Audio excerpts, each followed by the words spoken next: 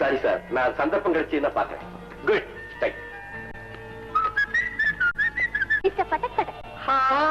நீங்களா யாருக்கா காத்துக்கிட்டு இருக்கீங்க? எனக்காக. என் பாட்டை வேணுமா எடுத்துக்கங்க. இல்ல, இந்த போட்டோ நெகட்டிவ் வேணும். அது எனக்கா எடுத்து உங்ககிட்ட எப்படி கொடுப்பேன்? ஐசி, ஏன் பெர்மிஷன் இல்லாம என் போட்டோ எப்படி எடுப்பீங்க? மரியாதை கொடுங்க. அது சமய சந்தர்ப்பம் வரும்போது கொடுக்கறேன். சமய சந்தர்ப்பம் அத பத்தி எனக்கு என்ன?